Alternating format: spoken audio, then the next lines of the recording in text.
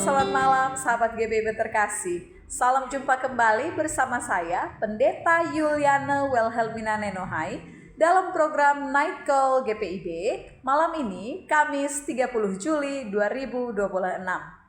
Masuk dalam pemberitaan firman dan perenungan di malam hari ini, mari kita berdoa.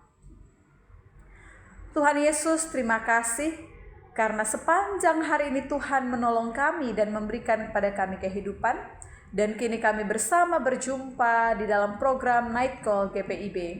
Tuhan yang Maha Baik, pimpinlah kami dengan Roh Kudus-Mu dalam pemberitaan ini. Dan sekiranya firman ini boleh menguatkan dan menolong kami. Segala keterbatasan, dosa, ketidaklayakan, bahkan ketidaksiapan kami mohon pengampunan-Mu. Namun kiranya Roh Kudus-Mu terus berbicara, membaharui dan menolong kami. Bersabdalah ya Tuhan, dalam nama Yesus kami berdoa, amin. Firman Tuhan dari 1 Yohanes pasal 3 ayat 19 sampai 24 menyatakan, demikianlah kita ketahui bahwa kita berasal dari kebenaran dan boleh menenangkan hati kita di hadapan Allah, bila mana hati kita menuduh kita, sebab Allah lebih besar daripada hati kita, serta mengetahui segala sesuatu. Saudara-saudara yang terkasih, jikalau hati kita tidak menuduh kita, kita mempunyai keberanian untuk mendekati Allah. Dan apa saja yang kita minta, kita memperolehnya dari Dia, karena kita menuruti segala perintahnya dan melakukan apa yang berkenan kepadanya. Inilah perintahnya, supaya kita percaya kepada nama Yesus Kristus Anaknya, dan saling mengasihi sesuai dengan perintah yang diberikan Kristus kepada kita. Siapa yang menuruti segala perintahnya, tinggal di dalam Allah dan Allah di dalam Dia. Dengan inilah kita ketahui bahwa Allah tinggal di dalam kita, yaitu dengan Roh yang telah Ia karuniakan kepada kita. Demikian pembacaan Alkitab, terpujilah Kristus, haleluya. Sahabat GPIB terkasih, ada peribahasa, dalamnya lautan dapat diukur, dalamnya hati siapa yang tahu. Ungkapan peribahasa ini menunjukkan bahwa hati manusia sungguh suatu tempat yang sangat pribadi dengan dirinya sendiri, sehingga sulit ditebak, sulit diketahui isinya oleh orang lain. Orang bisa tersenyum, namun dalam hati siapa yang tahu. Orang bisa terlihat menangis, terharu, namun dalam hati siapa yang tahu. Jadi hati menunjukkan kepada pribadi manusia yang biasanya hanya sungguh-sungguh diketahui oleh dirinya sendiri, tidak bisa diselami oleh orang lain.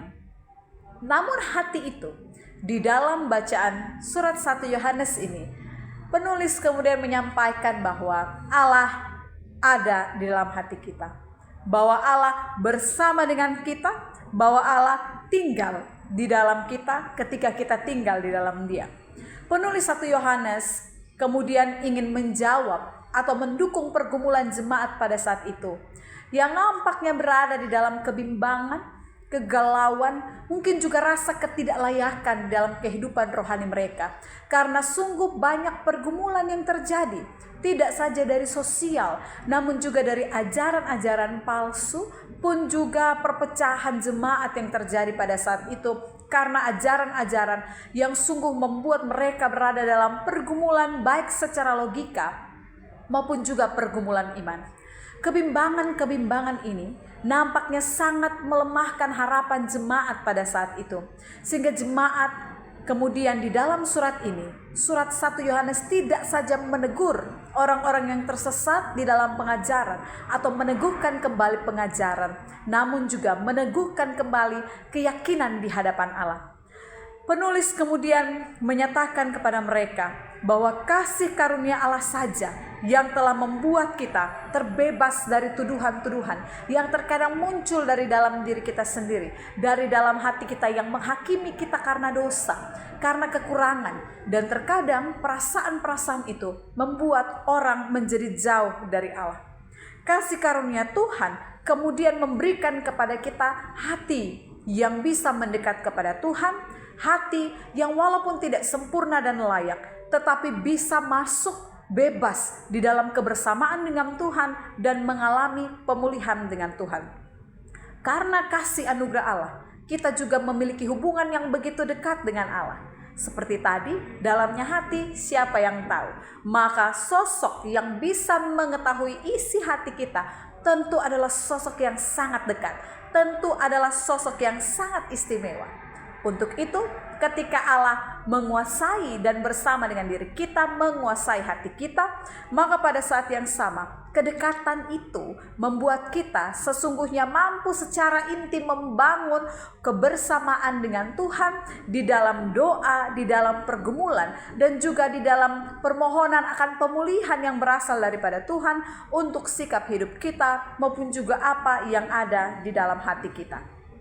Namun sahabat GPIB terkasih, ternyata hubungan kita dengan Tuhan tidak hanya tentang Tuhan dalam hati kita dan kita berhak menerima pemulihan ataupun berkomunikasi dengan Tuhan. Namun pada saat yang sama, Allah yang bersama dengan kita, Allah yang mendiami dan memberikan kepada kita pemulihan dalam hati dan diri kita, juga adalah Allah yang mengingatkan, yang menghendaki agar kita hidup dalam ketaatan kasih kepadanya.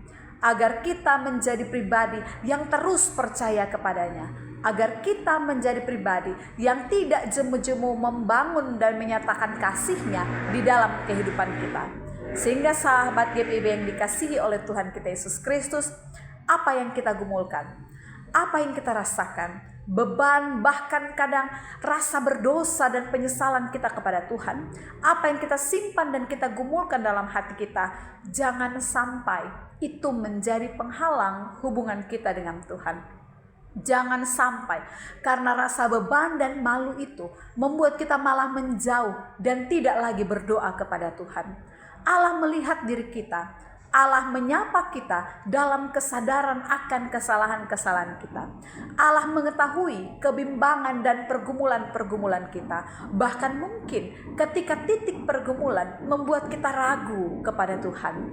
Namun pada saat yang sama, sekeras apapun pergumulan itu datang menghantam kehidupan kita, segoyang apapun iman kita pada saat ini, jangan berhenti berdoa. Jangan berhenti percaya. Ingatkan diri kita untuk jangan jemu-jemu membangun kebersamaan dengan Tuhan.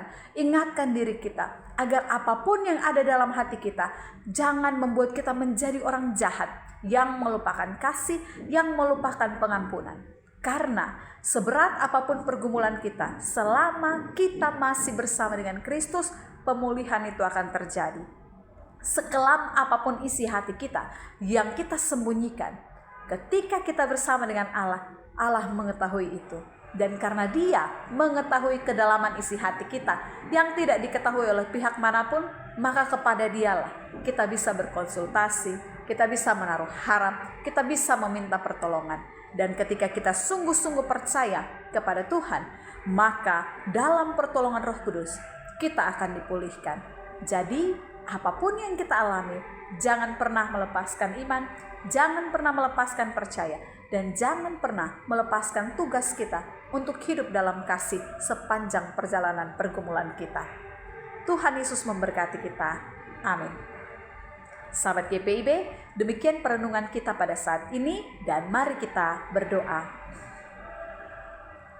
Tuhan yang Maha Baik, terima kasih untuk perjumpaan kami di malam hari ini. Kami telah bersama merenungkan firman-Mu. Pimpinlah kami dengan Roh Kudus-Mu Tuhan, dalam beban, pergumulan, kebimbangan, ketakutan, keraguan kami. Ketika kami berjumpa dengan realita dunia yang sering penuh dengan kepalsuan, biarlah Allah yang mendiami hati kami, berbicara kepada kami dan menolong kami. Tolonglah kami Tuhan, agar pergumulan-pergumulan tidak membuat kami jauh dari Allah. Bahkan terkadang keraguan iman kami membuat kami jauh dari Allah. Ampuni kami dan tolong kami, agar apapun yang kami alami dalam kehidupan ini, kami tetap percaya. Apapun yang kami alami dalam kehidupan ini, kami tetap mengerjakan kasih. Dan biarlah Roh Kudus-Mu terus bekerja dalam diri kami, memberikan pertumbuhan iman, agar kehidupan kami senantiasa menjadi kehidupan yang berkenan kepada Engkau. Bapa di sorga, kami bersyukur untuk hari yang Tuhan berikan pada kami hingga malam hari ini.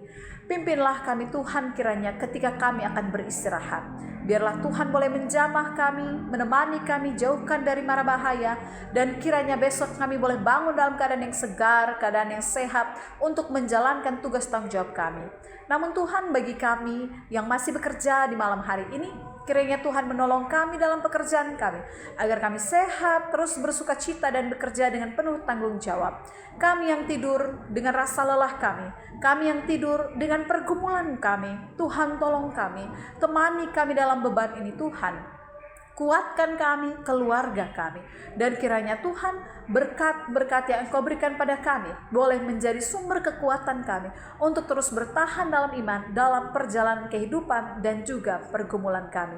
Kami menyerahkan pribadi kami, keluarga kami yang dekat maupun yang jauh, persekutuan kami, pekerjaan kami, sekolah kami, semuanya ke dalam tangan pengasihan-Mu. Kiranya Tuhan yang Maha Baik yang mengaruniakan semua relasi itu dalam kehidupan kami adalah Tuhan yang menolong. Kami boleh menjadi saluran berkat dimanapun Tuhan meletakkan dan mengutus kehidupan kami masing-masing.